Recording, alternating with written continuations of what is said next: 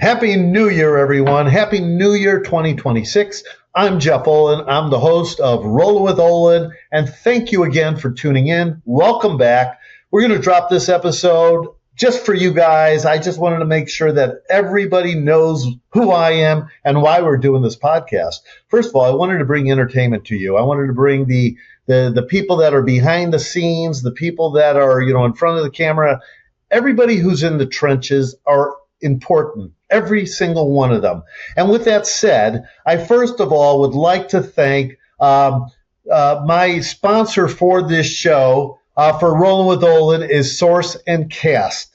Source and Cast is great for the background community, and if you're a background artist, a background actor, you want to get into the industry, this is the platform for you to check out. So check out sourceandcast.com. But in the meantime, look, I just wanted to share a little bit about you and about the show. Like I said, I want to thank all of my guests who have been on. I've had many, many guests, and I want you to tune in on YouTube. Go to YouTube. You'll see Rollin with Olan. Make sure you look for my face talking to somebody. That's the Rollin with Olan that I want you to check out. Rollin with Olan on YouTube and also on Spotify and Apple Podcasts. So anyways, look, I wanted to tell you guys a little bit about me. I'm a man that has worn many hats over the years. As you can see, I'm wearing this hat right now. This is The Little Rascals. This was a movie I worked on. I had a great time, a really great time on it. I'll tell you more about a lot of these projects. This is Medium with Patricia Arquette. And that was a great TV series. Many of you probably watched that. Dead to Me with, Miss Applegate. I mean, it goes on and on and on. The movies and television shows that I've been involved with and been very blessed and lucky to have over the years. Here's The Handler. Days of Our Lives. Days of Our Lives. I started on this show as an actor back in the, I don't even know. I don't want to date myself. But when I was acting, I started on this show. And I just, lots of different shows. And then Jimmy Kimmel. I love Jimmy Kimmel. I know a lot of you are Jimmy Kimmel fans. Let me just tell you something. Jimmy started from nothing and became something. And most people in the industry certainly did not have a silver spoon. Myself, I grew up in Indiana. My parents were so supportive of me. I grew up. My parents, my family, very supportive of me. I had always wanted to be an actor, and I wanted to get out there and do as much as I can. And my dream was to be on the silver screen. I would watch television and in front of my parents' bed, and I would watch TV shows, and I watched all the great TV shows. And then to work with a lot of these people later on in life, I mean, God, what an incredible journey. What an incredible journey I have been on. I've been in Hollywood for over 40 years, and I've done a lot. Been an actor, been a disc jockey. I'm a podcaster. I've produced movies. I lived on a billboard. We'll get into that as well. I've done so many different things, and I'm still doing it. I'm still out there. You have to focus. No matter what you want to do in life, you have to focus on what you want to do. No one's going to do it for you, so you have to do it on your own. I made a couple of notes here because like I said, I've been in the business for a long, long time, and I've got a lot of stories, and I want to share some of those stories with you because that's what we do on this show, on Rollin with Olan. I talk to people who are in the trenches and the people that have worked in the industry, and their stories are incredible. They, as myself, has had such a passion to work in this incredible industry that is forever changing. But, if you're in it and you love it, then you're going to stay in it, just like myself. I'm staying in it. I'm not going anywhere. And this podcast is really important to me. So I ask for all of you to please spread the word. Spread the word on Rollin with Olan, the podcast. I promise you will not be disappointed. And I thank my people that have been helping me. Nathalie Avalos, she has been my producer. And Jorgen, a producer of mine, and different people that have worked with me along the way. And, you can't do any of these shows alone. It's just like raising a child. I understand it takes a village. And Nathalie could tell you that, but I can't. And my parents could tell you that. And my parents, getting back to my parents, I just wanted to say, my parents, Estelle and Sal Olan, growing up in Indiana, they always pushed me. They always said, Jeff, do what you want to do. And when I told them that I wanted to be an actor and go out to Hollywood and live my dream, they never ever questioned it. They were so supportive of it. And, we all have to have that in our life. And I grew up in a fabulous family. And speaking about Indiana and family, you can see back here, Indiana. Okay, well, look, I just went to the Rose Bowl. And any of you that are sports fans know that Indiana just crushed Alabama. What a great game. I was lucky enough to go to the Rose Bowl with my two brothers, Mitch and Ken, who I grew up with, and we're all within 3-4 years apart. My sister Denise was not able to make it, but we had, my nephew, one of my nephews, and I've got a pretty big family. I've got about 19 or 20 of us in the immediate family and a lot of others. But, they were so supportive of me. And one of the first things I did when I wanted to come out to LA was I knew that my mother knew this woman whose son was a producer of the show The Facts of Life, and that was Phil Duran. Phil was a great guy, beautiful man. I got in touch with him through his mother. I came out, and one thing led to another, and I auditioned. Yes, I auditioned, which was crazy because I drove out from Indiana, and I auditioned for this role on The Facts of Life. And I got a role. It wasn't a big role, but I got a role, and thank God, and it was a speaking role. But I still had to do background work. I still had to wait, wait around, waiting for any kind of big break. I still had to do that because, as an actor, you have to do whatever you can. And so I got that break to get on that show, and I did that, and I had a great time. And I studied, though. I studied in Chicago and in Indiana. I went to Second City. I studied there.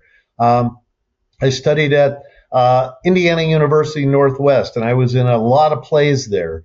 And then I was a DJ. I was a disc jockey at a station called WJOB, Hammond, Indiana.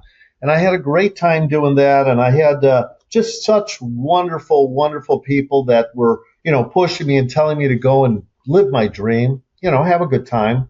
And I did a lot of different things back there before I came out to LA. And I know I'm jumping around, but you have to stay with me because that's just what it is. I mean, what an incredible journey. And I wanted to just tell you guys a little bit about it and tell you a little bit about who I am and the life I've been living, which, it's incredible. It's really incredible what I've been able to do. I was also an MC for live shows at truck stops back in Indiana.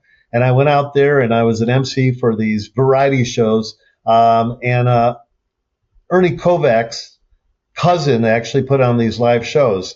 And, the ball player. And we had an incredible time. I would go out there and we would just, announce various acts.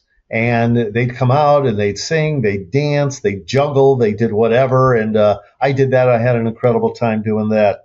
And I worked for the radio station. I also was taking classes at Second City in Chicago. And I was doing the best I could to get on the main stage there. But that's a very tough thing to do. But I did do shows in the park. So I did a lot of shows in Chicago. And I had a great time, and I went to Indiana University drama school. I was there for about 2.5 years, and I got itchy feet, and I got into my yellow Mustang. A friend of mine came with me. She wanted to go out west to see her family, and there we went. Started driving. Took us about 3.5, 4 days. Stopped along the way, and saw some people, and just had a really good drive out, and it was great. It was fantastic, and got to LA, and I ended up in Santa Monica, where a friend of my brother's had offered me a place for about 4 days. But then from there, I had to go on. And then another friend of my other brother's offered me a place. And this was a guy who had grown up in our hometown. And he was rooming with a guy who was the talent coordinator of a show called Star Search. And Star Search was like the first show before America's Got Talent and all that. Star Search with Ed McMahon. And so anyways, I also got a chance to audition for that show because I knew Eric Rollin is his name. You could look him up. You can look up everybody I'm mentioning because I try to throw that out there. These are people that just kind of help me out along the way. I did not get on Star Search. I wasn't that good, but nonetheless, I got the opportunity to do it, and I loved it. And then during that time, I had to find work, and so I was taking classes, acting classes. I went to a school called the Van Mar Academy. I was taking, Second City. I was taking just one-on-one audition classes and this and that and what have you. And during that time, I was working at a bouncer at a club called the Red Onion, and it was a big chain of these clubs that had, wet T-shirt contests and bands playing and this and that. And I worked at the one in Marina Del Rey, and quite some memories from there. And a shout out to any of my old workers. Chances are none of them are watching because they really didn't get into this industry. I'm the only one who I believe got into this industry. But I was a bouncer and I met a lot of people. One of the guys that I became really good friends with, his name was Happy Hairston, and he used to play for the Lakers. And I got to know him really well. And I got to know Marcus Allen, football player, and I got to know a lot of different people. Tony Longo, may he rest in peace, an actor from 16 Candles. I got to know a lot of people. So I was doing that. So I was working as a bouncer at night. I was going on and I was auditioning and doing different roles along the way. And I was doing a lot of background work. One of the first jobs I got as a background actor was on a movie called A Nightmare on Elm Street. The first one, and I'm sure a lot of you know that movie. How can you not? Director was Wes Craven, and of course, a young Johnny Depp, who I had the pleasure of meeting and having lunch with on a couple occasions, and John Savage, the actor John Savage. I was playing a cop, and if you look very closely, but you can see me in the bushes on one of the scenes. I'm with a flashlight, and I'm looking around at the crime scene. Another time, I'm with the sergeant who was John Savage, and we break down a door. And I'm a cop on that show on that movie. I mean, it's incredible that I even have that to talk about. I mean, it's unbelievable. And I would be eating lunches with, all these guys, and Johnny Depp in the early days just talking about acting, and Wes Craven, the prop person they put a Craven badge on me. I was Cop Craven, which is quite the honor. I mean, that in itself was really wonderful. And then a little other story about that. So I was a cop to John Savage's character's part, which he's a sergeant, the police sergeant, and the father of the daughter. And if you know the story, you certainly know what I'm talking about here. And there was a scene where he was being driven down Hollywood Boulevard very, very fast. The cop car was going down there. And so they asked me to drive the cop car. Now, that was before any stunts or stunt, people came into, they asked me to drive this car, and I was driving it literally 75 miles down Hollywood Boulevard. What an incredible, incredible situation that was to drive John Savage. Now, he didn't say a whole lot to me in the car. Maybe he might have said, hey, slow down a little bit. But I was taking my cue from the director, and the scene never made it in the movie, not because of my driving, just because they probably figured they didn't need it or what have you. But what an incredible first job that I had, which was A Nightmare on Elm Street. I studied acting, like I said. I worked on a lot of smaller productions. I did a lot of, auditioning. As a matter of fact, I wanted to show you guys something. So, of course, you got to work on your career pretty hard to get anywhere. And so here's some headshots, okay? But this one was my headshot from Chicago. Okay, there you go. All right. But in Chicago, they did these things where on the back, you had all these other characters. So I had all these other characters. So that was my headshot there. Didn't do any good out here. There it did okay, but you have to keep working at it. And as an actor, you have to keep getting headshots. You have to always get like an updated headshot for all the actors out there. You know that always stay updated with your headshots. So I hope there's no glare on this, but here's a shot of me. I don't know if I'm showing these in any kind of chronological order, but is that the same one? That is the same one. So I'm certainly not showing you in chronological. Oh, here's a pretty cool one. I was a DJ one. Here's one where I just was, I guess, trying to be Mr. Cool with my mustache. I think my mustache has changed color since then. What do you think? Oh, this is a shot. It was just in it, but this is a really cool shot. Me and Richard Pryor and a friend of ours. That's a pretty cool shot. All right, hold on. There's more. Here, that was, I guess, from my Second City days. I'm trying to be a little funny. Here's Mr. Cool Hand Luke. There's a couple more because there's many. Oh, this one just popped out, and I'm going to save that one for a second. I want to tell you a story on that one. There's another one real quick. Hope I don't bore you with these, but it's all part of the career of 40 years. And here's one. I think I was waiting for my waiter job here, and a couple others. Oh, this is a very cool little one. So you try different things, right? I mean, that's really what it comes down to. You try different things. And just like I'm doing right now, I'm trying different things, with this podcast and everything else. This is a very cool photo. I want to tell you a little story about this. So this is George Burns, okay? He played God in Oh God many, many years ago, okay? He was the first God. And George Burns, who was married to Gracie Allen, comedians back in the day. A lot of you know who he is. Look at my hair. I think I got a little mullet back there. But I got the chance to work with George Burns on a couple occasions. And one story I just want to tell you, cousins of mine had a picture. And on the picture was Jack Benny, old-time comedian Jack Benny, Danny Kaye, and George Burns. Well, they had Danny Kaye who signed it, and they also had George Burns who had signed it. And after I worked with George a couple of occasions, my cousins had asked me if I thought maybe I could, get George to sign the photos. So I contacted George's assistant. Long story short, he said, yes, come on in. We got to meet with George. It was an incredible experience. Got to meet with George in his office. And George showed us all the pictures on his wall of all these famous people that he had worked with through the years. And what an incredible man. What a very nice, gracious, wonderful human being. And so what he did was he took this photo, he turned it over, he took the picture out of the frame, and he looked at the signatures, and he said, that's their signatures.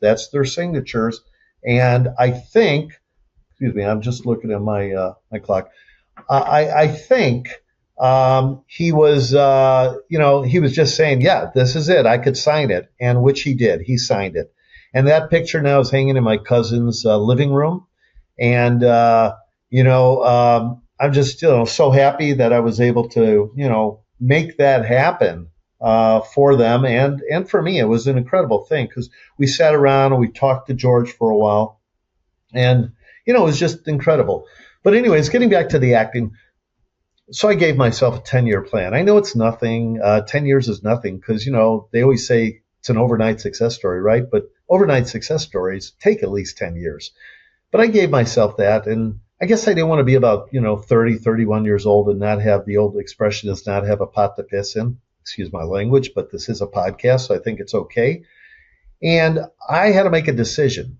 I was getting some jobs. I was in a movie with Melissa Gilbert. I played a paramedic and she played a doctor, and we had a nice scene together. I was on Days of Our Lives for many, actually for about 3 years. I had a small role on that. Speaking, of course, I was going back and forth and doing that, and I was also coordinating background actors on sets because I was working for a woman by the name of Sally Pearl who did West Side Story and worked with John Frankenheimer and Steven Spielberg and all these wonderful directors. And so I was working with her on sets Like I did Who Framed Roger Rabbit, and I sat across from Robert Zemeckis, the director of that, and Spielberg was visiting his set that day, and I got to sit across from them and talk to them. And these are just, I mean, anybody who knows the industry or anybody who loves the industry, I mean, incredible, incredible stories. So I got to do that, and I was doing some acting, and I was coordinating. I was going from set to set to set to set. I was working really hard. I was having a great time at it. And then, the acting was here and there, not nearly as much as I wanted, but I had a lot of opportunities because I focused and I went for it. And I had an agent who was okay. Then I had another agent who was okay. But I had to work it myself. And that's part of it. Showbiz, it's like 90% of it is business, 10% of it is show. So you definitely have to do the work. You have to do the work yourself. Get out there. It doesn't matter if you have an agent or a manager or whatever. My advice is get out there, do what you can, learn what you can, obviously with them in mind, but do what you can. Take classes, work on a monologue, work on dialogue with a friend, go see movies, look in the mirror, build characters, do whatever you can because it's not an easy business. And no one's going to hand it to you. You got to work really hard to get to where you need to go, including Jimmy Kimmel and myself and what have you. I'm going to take it off. You guys could see my hair's a bit bushy. I know a lot of you have watched my previous episodes. I'm bald a lot of the times. This is a lot of hair for me, but it's okay. It's okay. It's thick. It's okay. This beard. It is what it is, right? I mean, it's a wonderful, wonderful gift that we have just to be here. And I'm so grateful. And I'm so grateful that you guys are tuning in here and that you're my audience. You're a big, big portion of my audience. I have had a lot of people tuning into this podcast since I started about a year and a half ago. I have over 30, 32, 33 episodes. This year in 2026, the episodes, trust me, they are going to be something else. I cannot wait to bring you the episodes, some of them that we've already done and some new ones. And we're going to have a lot of fun with this. So, continue tuning in. Some of the guests and some of the episodes, if you've watched already, you probably already know. But, Stephen Lowe, one of the top entertainment lawyers. You got to check out his episode. If you like law and you like anything about it, check it out. I did a movie called Demise. I was an executive producer on that one. So I have the people on that. Yada Estrada Lowe. She was the director of that and the writer, and she's got an incredible story, and she's an incredible filmmaker. And Carlos Mendez is in that. Eva Mendez, his brother, and so many other good, talented people on that. So they're on it. I've got background artists on it. I've got showrunners on it. I've got Sally Kirkland, who we just lost not long ago. She's on it. She's a Golden Globe winning actress. You got to check it out. Check out what she says. Watch the episode on YouTube. Incredible. She came over. I picked her up actually to bring her to my studio at the time, and she had broken her arm, but yet she still came. She was a trooper, and her stories, they're endless. I mean, her stories about working with Robert Redford, and her stories about, Rip Torn, and her stories about dating Bob Dylan. And I heard a lot of it when I was taking her from the west side over to the valley, over Laurel Canyon.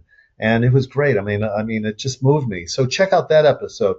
I've got Nicole Rubio, a great director who was a script supervisor, who started as an NFL cheerleader before that. Brandy Roderick, she dated Hugh Hefner for 2 years, and she was a Playmate of the Year, and she's a filmmaker and an actress. You got to check out her episode.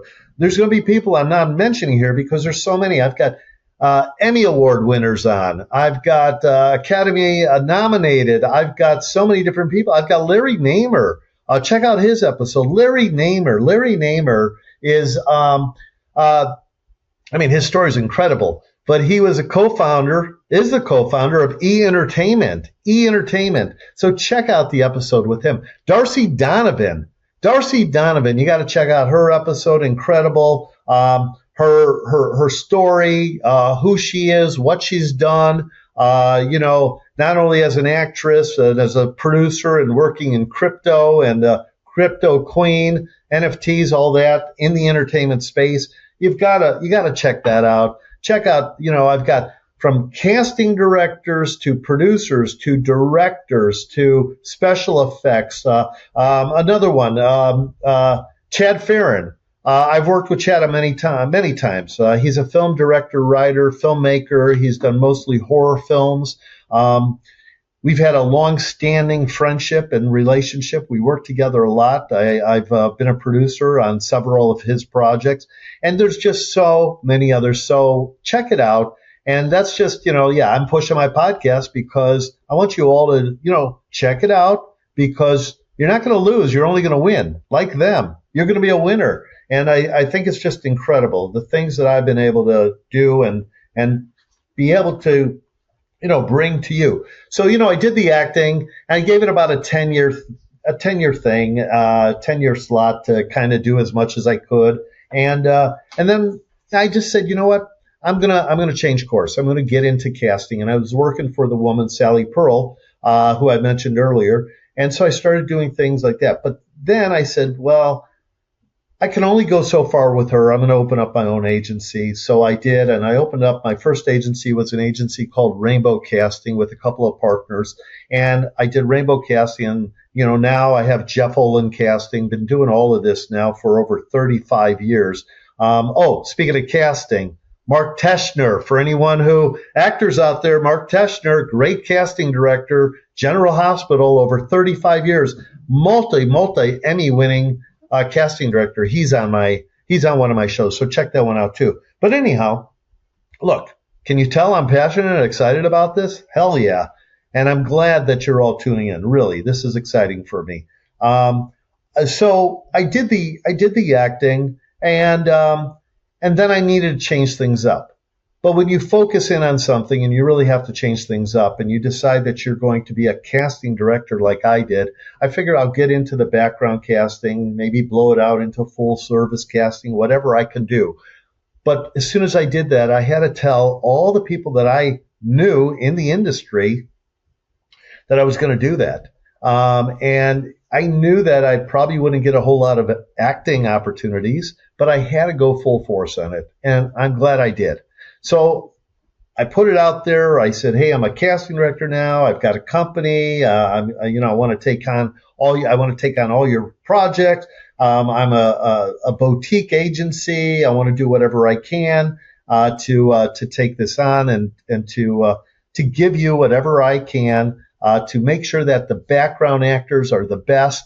That you don't need to deal with a factory agency, but that you'll have me, and I'll work on it 24/7. And so I did that with my partners. We built a small crew, and we went out there. We started getting work, and I started calling everybody and I let them know I'm available now, not as an actor, but to work. So one of the first calls I got was from Fred Blankfein, who was a UPM, and he asked if I could do his movie, which was called Between Love and Hate, and it was a movie of the week with Susan Lucci.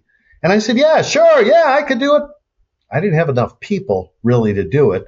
I apologized to Fred afterwards, and we did work together again. I didn't have nearly enough. I had about 200 people that had come in to register with my agency, but we did it. I got it done, and I did it.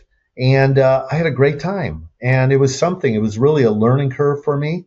Put a lot of people out there to work, and then other things started happening. We were working out of an apartment. This is crazy. So we were working on an apartment. We didn't have the money to have an office. We all put in, I believe at the time, we all put in $133 to open up this agency. And we did it out of one of the partners, Jerry's apartment.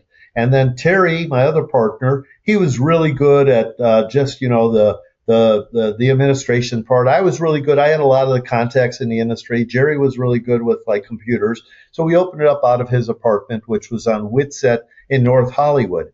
And we actually had a friend of ours who was a cook, a chef.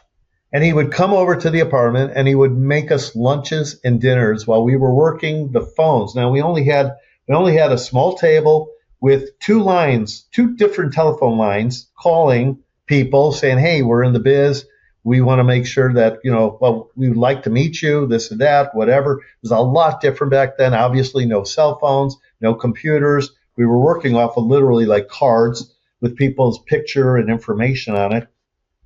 And we were putting it out there. We were trying to get this, we were trying to get jobs. And the one job that I said I got, Between Love and Hate, I got that because I was working with Fred on something else. And once he found out I had an agency, he said, okay, I'll give you a try. And thank you for that. Fred, unfortunately, is no longer with us. A lot of people that I've worked with, unfortunately, these were old timers. These were great people. These were people in the industry that I thank them so much for helping me along the way.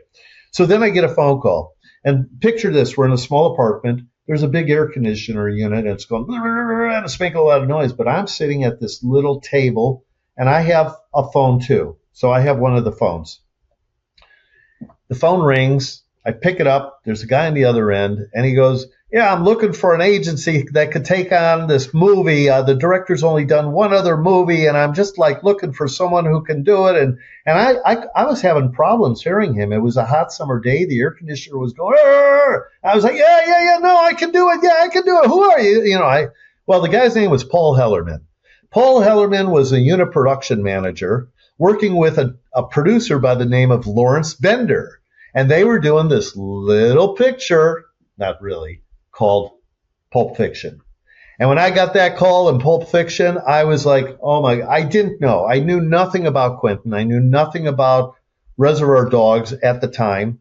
And they asked me to come in and meet with him. And I went the very next day. I was the only one to go. I went the very next day. And the assistant directors, Sam and Kelly, Kelly Kiernan and Sam Mahoney, they invited me in. They invited me into a room, and there was only 2 chairs in that room. I sat in one of them. They invited me in, then they walked out. I sat in one of them. Quentin Tarantino comes in the room, and he takes his chair, and he has like the where you sit in the back of the chair, and he flips it over in the front, and he's just like going back and forth and going, hey, this man, blah, blah, blah, blah, blah, and he's telling me all about, Pulp Fiction and this movie that he wrote and that he wants to get done and this and that and what have you. And I'm just following him, and I'm like, going back and forth. But I'm following him, and I just talked to him, and I told him what I could do, and he told me what he wants to do, and I said, yes, I can do that, and one thing led to another. We really got along well. I get up to walk out of the room, and he says to me, Jeff, you start on Monday. And that was it. So I did Pulp Fiction with him and got to know these guys, got to know all of them. It was an incredible time of my life. That put me on the map, obviously. Really put me on the map, put us on the map. So I did Pulp Fiction. I did Jackie Brown. I worked with him on From Dusk Till Dawn. He had a little bit of something to do with that. And Robert Rodriguez, the director of that. And George Clooney, an actor in that. What an incredible time of my life. I did 4 Rooms. We did the background on that. I did Hell Ride, which Quentin was one of the producers on that as well. And we worked with each other as 3, 4 projects, whatever it was. Had an incredible time with him. Got to know him. Got to know him really well. As a matter of fact, was invited when I did Jackie Brown. I was invited to a beach party. There was only about 25 or 30 of us at this party at Dockweiler State Beach here in the LA area, and they had fire pits. And I don't know how I got invited, but I got invited. And we went out there, and it was Lawrence Bender and Paul Hellerman and Quentin Tarantino and Samuel L. Jackson and Mira Sorvino, the actress who was dating Quentin at the time, and a few other people here and there. And we're sitting around and we're drinking and we're hanging out and we're smoking some weed and we're just having a good time. And then somebody brought a big boombox, and they put in the sounds of the soundtrack of Pulp Fiction. How incredible. And we were all dancing on the beach, having a great time. It was, again, a remarkable, remarkable experience. You can't make that stuff up. And so that was just one of the one of the situations in my life that, I mean, it's in my book. I'm writing a book, by the way. Everybody should know this. I'm writing a book. I'm also putting together a TV series that is about the billboard. We'll get to that in a little bit. The living billboard. I'm also doing movies and other things as well, doing this podcast, Jeff Olan Casting. I have all that going on. And of course, look, it's my show, so I might as well tell you what I'm doing. But so I did all these movies, and then I got, I did so many movies through Rainbow Casting, the old casting company, and then my partners kind of went a different way. Different things happened. We made a movie called Holy Hollywood. So Terry Zarkey, my partner at Rainbow Casting, wrote with me Holy Hollywood. We created it, wrote it, and it was about two rival casting companies. And we made this film, and I got Mickey Rooney to be in it, legendary Mickey Rooney. He plays Grandpa in it. And I got Sal Pacino, Al Pacino's father. He plays a role in it. Catherine Coven Pacino, who's married to Sal. And we got Tony Tarantino, Quentin's biological father, Quentin Tarantino's biological father, got them in it. Amy Linker, who was on Square Pegs. Dan Zukoski, who was on Home Alone. He played the pizza boy. Tony Leach,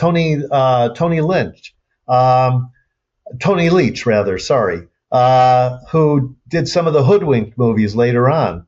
I also had my brother from another mother, Gil Espinosa, who was a former gang member. I took him off the streets, helped take him off the streets of East LA, and he ended up working with me for several years, and may he rest in peace. Gil was great. He was really an incredible friend and a brother, and lost some good ones over the years. And Gil and my mom, they were so close, and we all had such a great time on Holy Hollywood, and we made this movie, and it came out. It's still out there. It's on some platforms, so go check it out. I'll post that as we post this episode.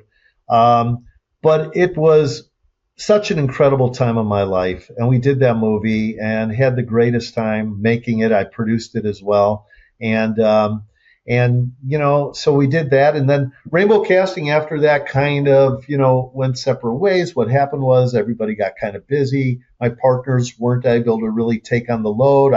We closed down Rainbow. That's a whole nother story. And I opened up Jeff Olan Casting. I opened up Jeff Olan Casting on my own. I had some incredible help in Gil and a guy, Tony Rasmussen, who helped me, and Kyle and Whitney, and a lot of my people over the years who had helped me as casting directors make a go of it. And so I did all kinds of shows. Oh, by the way, going back to Rainbow Casting, I also did a show called My So-Called Life with Claire Danes. It was like her first series, Claire Danes, and Jared Leto. Oh my God, Jared sent his brother in to me to be an extra. I mean, incredible. You cannot make this up. And I know I keep saying that because as I'm talking, I'm excited about it too. So I did all these other things. Then I started Jeff Olan Casting, and Jeff Olan Casting now has been going for a long time. I've been very blessed. I've had a great team of casting directors and been able to do a lot, work with a lot of people, a lot of assistant directors and UPMs and producers and directors. Thank you all really from the bottom of my heart. You have all led to my career and where I've been going and where I'm continue going. So I did that. I opened up Jeff Olan Casting, and I got a call from a woman by the name of Ann Kinberg, and Ann Kinberg is a saint. She's a producer and a unit production manager, and she called me and she asked me if I could do a couple of different. We worked on several projects. I did one called The Sleeper Cell. I did another one called Brothers and Sisters. I think a lot of you have probably heard that. I did the pilot for that. I did different things. And then one day she calls me up and she goes, "Hey, Jeff, I got a phone call from Peter Horton." Peter Horton was on 30 something. He was an actor, but he's also a producer, director, writer. And she got a call from him and Shonda Rhimes. Does that ring a bell to you? Shonda Rhimes was doing a new show. They had already done the pilot, but she wanted to have Ann take care of everything and hire the cast and crew, well, the crew mainly. And Ann called me up and she said, "We've got a meeting. Can you be over at ABC Prospect Studios? We're going to meet with Peter Horton and Rob Korn, who is a wonderful guy, unit production manager, producer as well. We're going to go meet with them." And so the four of us. So Ann and I went in and we went into the office of Peter Horton. Peter was sitting behind his desk. Rob Korn was right there, Ann and myself. And we started talking. One thing led to another. They said they didn't want the biggest agency in town, which is Central Casting. They said they didn't want them because to them, they just wanted an agency that could really work with them, hands-on. And Peter said, "Jeff, you come highly recommended. And Ann recommended you. And, we just want to talk to you for a little bit and see what what you can do." So I sat down, talked to them. Maybe about an hour later, I got up, I walked out, shook their hands, thanked them, walked out of the office, was walking to my car, and I basically got called back in. And another one of those surreal moments, you've got the job. And not only did I have the job, but ended up doing Grey's Anatomy for 17 seasons, 17 years. We had the best time. Great people, wonderful people. Most everybody from the top on down, the directors, the producers. At that time, it was different. It's different than now. There's a few people left now, and I really say that because it was different. There were so many of us. It was such a family. And I know the people that are there now, it's a family to them.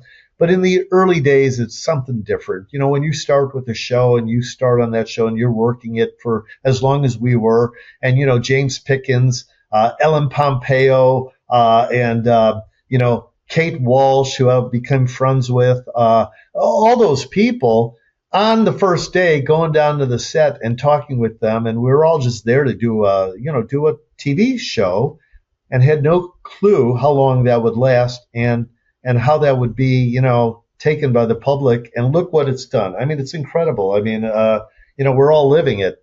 And the only reason that my agency and I am no longer with it is because after the pandemic, a new producer came. Shonda Rhimes had already moved on to Netflix. And a new producer came and kind of clean slate for no reason at all just because he wanted his own people. And we certainly did nothing wrong. The other people that were let go did nothing wrong. An assistant director who was with it for a long time, for almost as long as I was, she was let go. And this is the harsh thing about this industry. She was let go in a phone message. I do not kid you. I at least was able to talk to him and told him he was making a mistake. But look, I don't care. At this point in time, I move on. I do what I want. I do what I want. I work with good people, and they were all good people until that minute. And there are some that are still there that I'm still friends with who have tried their best to, try to get me back. But, it's okay. That's the way things work. I'm okay with it. We move on. We do our own things. And I have many, many other projects since then that I've been so lucky. But I wanted to give you guys a little bit of, how the business works. It's not, yes, people are loyal. We try to be loyal. And for all those years, Grey's was very loyal to me. All the people I mentioned were very loyal to me. Ann Kinberg, who I'm hopeful to get on this podcast. I talked to her about it. Rob Korn, others, they're all great, great filmmakers and television people and people that have such a passion and just love this industry. I'm just going to check on my time because I know I've been yapping, but that's what this is about, right?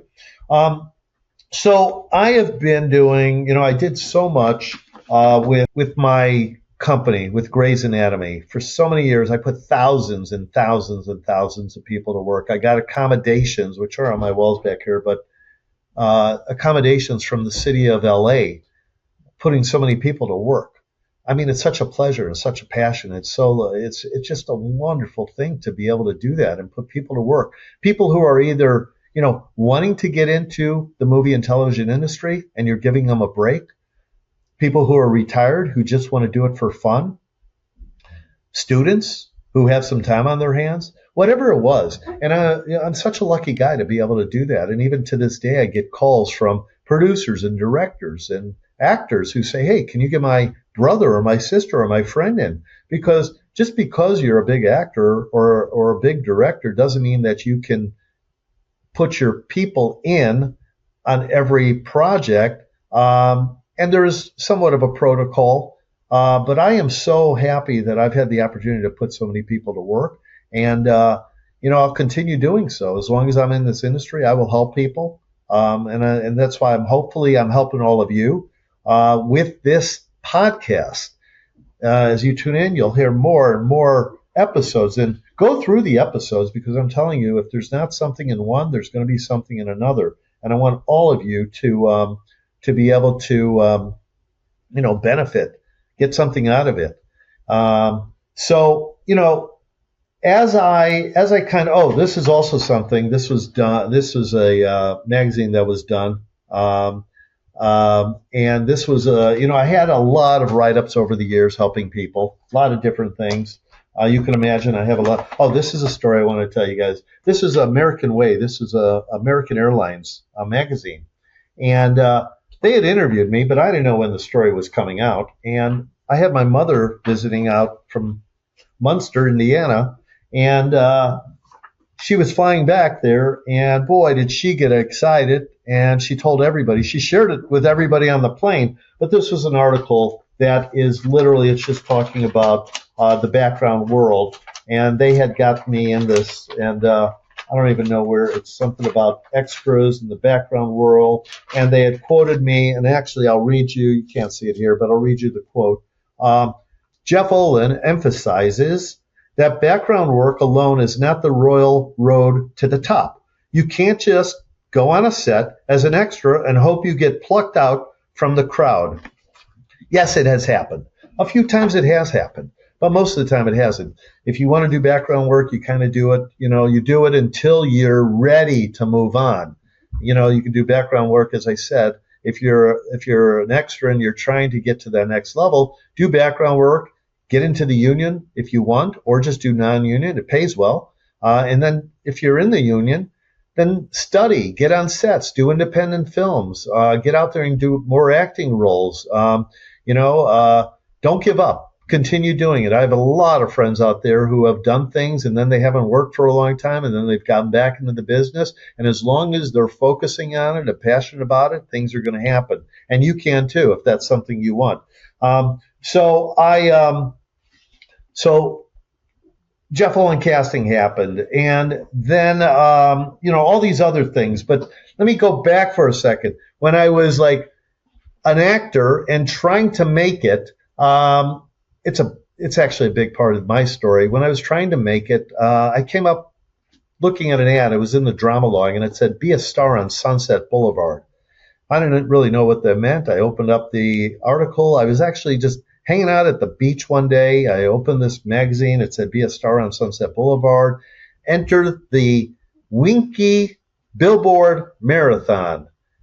So this was the first Survivor. It was the first reality show with no cameras rolling. And they were asking people to live on a billboard. Live on a billboard. Well, my thought was, I want to do something to be seen. I want to do something different. And so I applied, as did about 400 other people. They were going to pick 12 people to put them up on this billboard on Sunset and Sweetser, and I was picked. I was picked as one of the people. So I had to give up the job bouncing at the Red Onion when I was a bouncer. I think I mentioned that. I had to give up that job, and I had to just put my acting career on hold and everything else.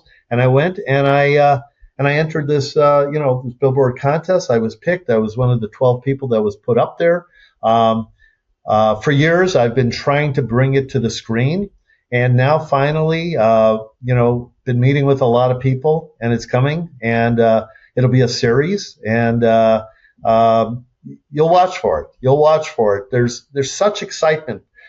I lived up on this billboard. I lived up there for quite some time. Okay, should I tell you? 6 months. I lived on the billboard on Sunset and Sweetser for 6 months as part of a publicity stunt. Who does that? I do. I do because you know what? I wanted to get attention, and I got worldwide attention. I got so much attention, it was crazy. I had my brother, Mitch, living out here at the time. He was doing my laundry. I had to give up my car. I gave up my apartment. I gave up everything, and I went up there, and it was incredible. And then over the years, obviously, I just got busy. I got busy. But now, being over 40 years now, the story is going to be told. Thank God. And I hope each and every one of you will be tuning in. I'll have another episode where I'll just talk about the billboard contest. It was incredible. The things that happened up there. I mean, 3 guys named Jeff and 1 girl named Sherry were the final 4. We had a lot of stuff going on. And I'm not going to tell too much of it right here. I think we'll just save that for another episode. But I lived up there, and so much happened from living on that billboard. And it's a great story. And I know all of you will be happy to hear about that.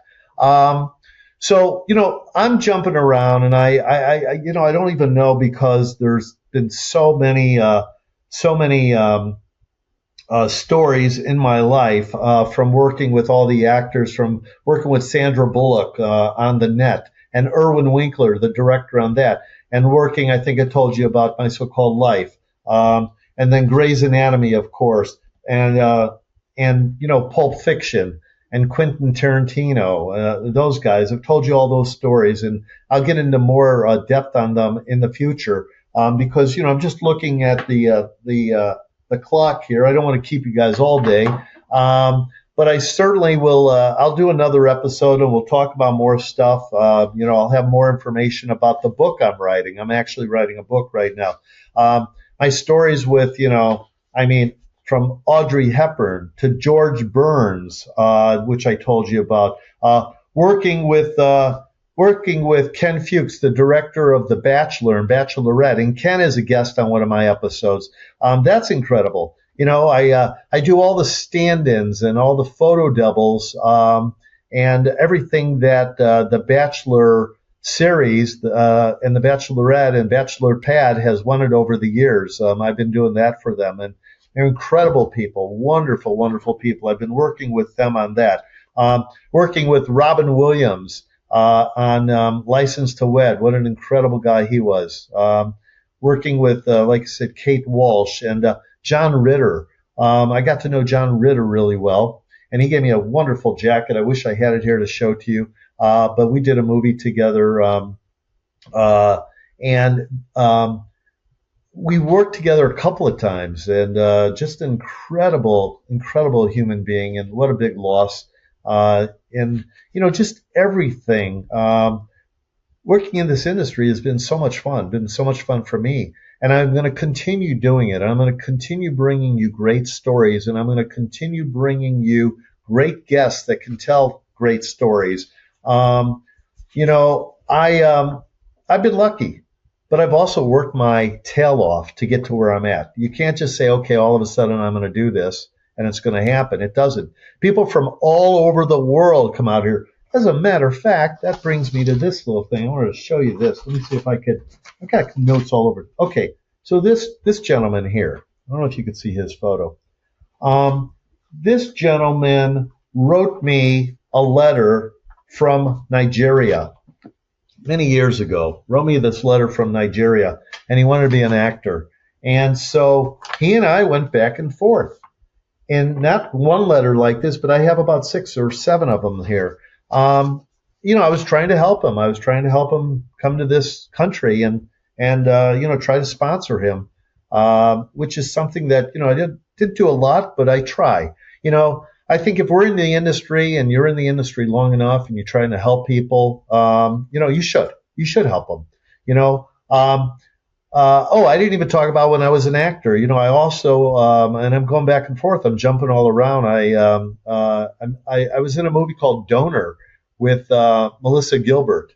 I think I did mention that, but you know, and doing Days of Our Lives for all those years, and having from the billboard when I did the billboard when I lived up on that billboard. That's when I got my first real taste of radio in Los Angeles. I had worked at a station called WJOB in Hammond, Indiana. I was a nighttime disc jockey there, but out here I worked on K Earth Radio because I was giving casting reports out here. It was called Olan's Casting Report. That was before I was even an actor. That's when I was up on the billboard, and it's just great. I did that from the billboard, and then afterwards I had Olan's Casting Report for K Earth 101 here in Los Angeles for about a year.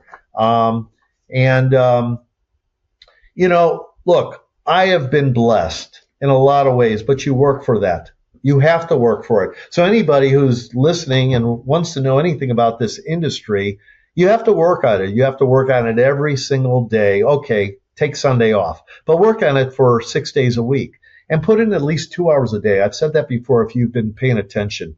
Put in at least 2 hours a day in this industry and work on your craft, because the bottom line is no one's going to do it for you. You're the only one. And you're the only one that can do it, and the only one that can make it happen.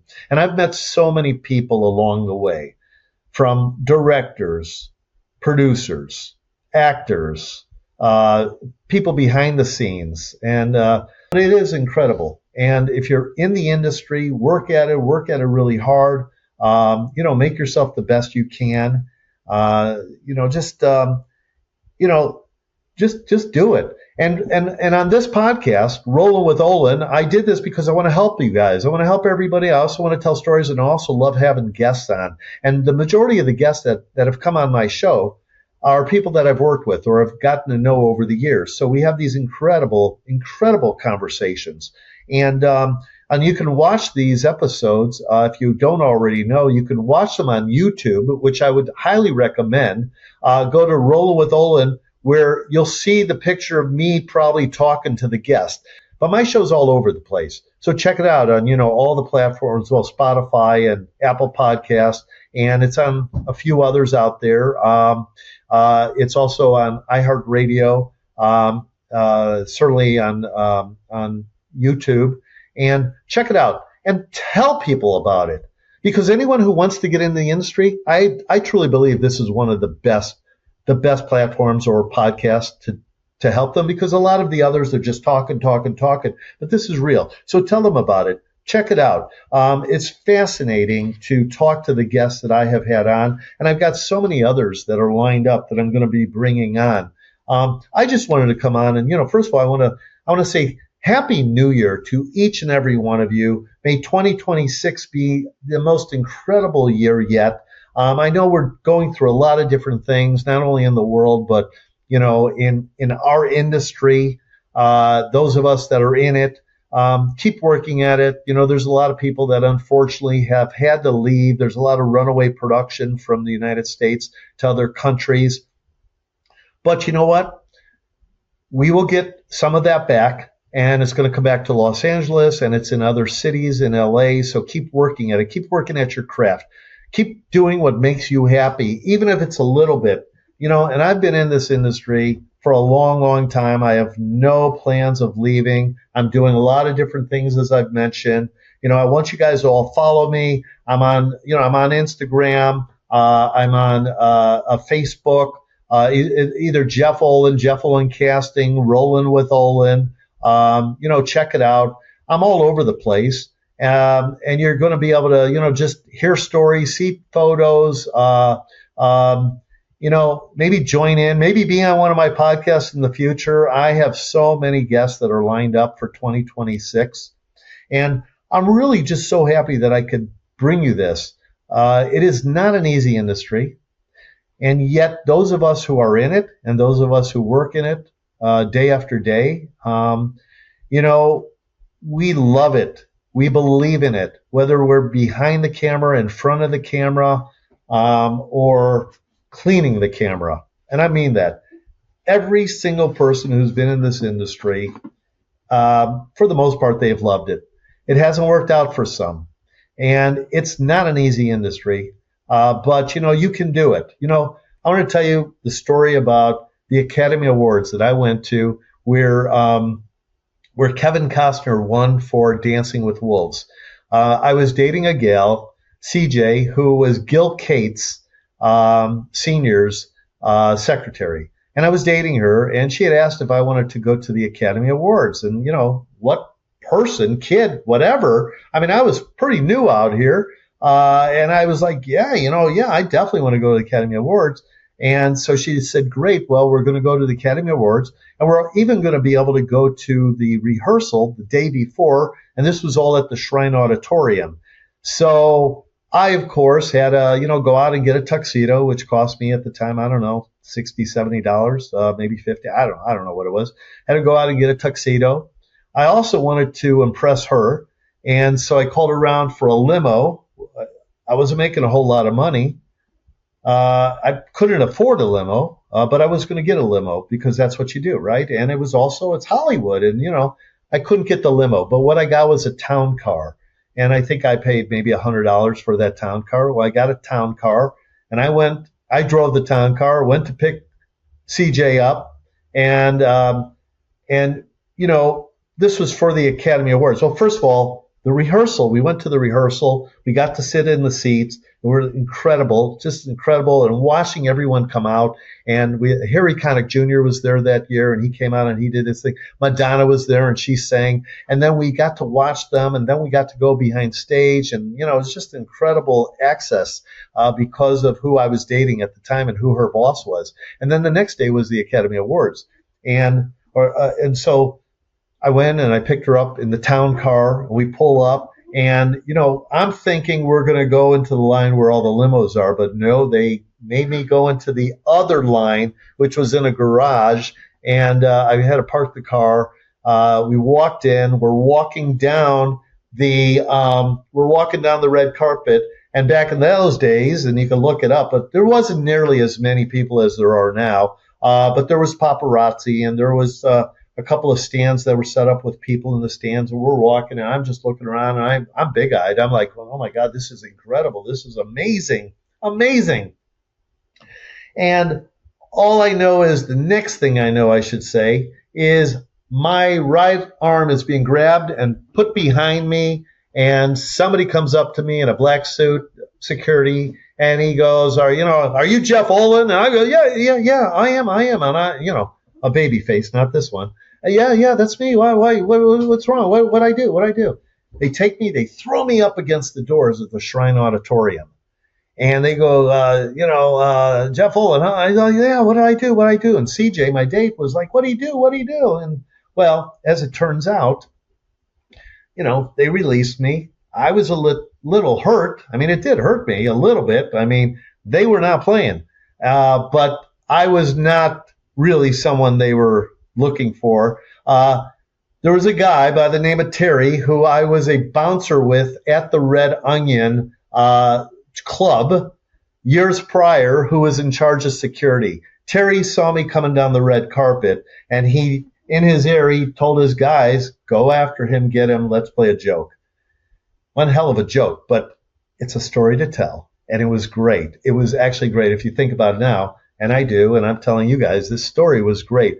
Terry came up, he was laughing, the security guys were laughing, I was hurting, I had black and blue the next day, but it was unbelievable. And I've been trying to look for this, if someone had taken a photo of this, paparazzi or otherwise. I've been trying to look for it for years, but I haven't been able to find it. But that's okay. I have the story, and I'm sticking to it.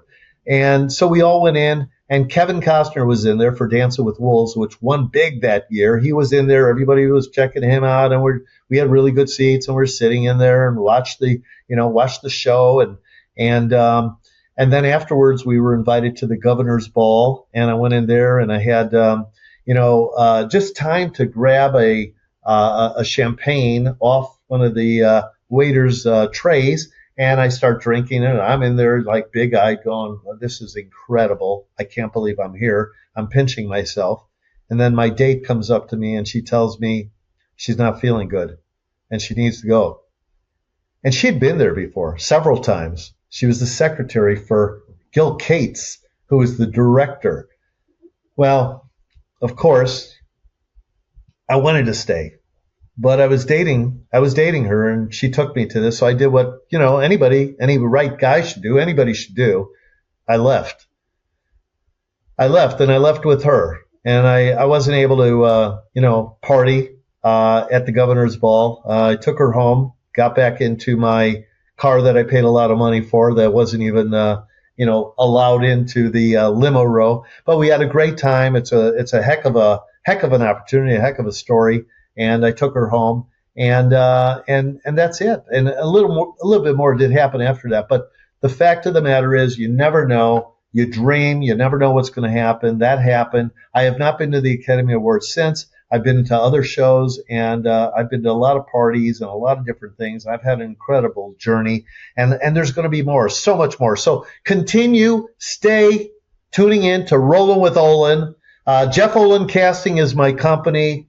I'm a producer as well. I do a lot, and I am so excited to bring you guys more shows in 2026 and beyond. I can't wait to tell you more stories. I really appreciate each and every one of you for tuning in. I want to thank my sponsor, Source and Cast, again. It's a great platform for background actors and just anyone who's interested in doing it. Source and Cast, check them out. sourceandcast.com, I believe. Thank you all for tuning in. Thank you all for tuning in to Rollin with Olan.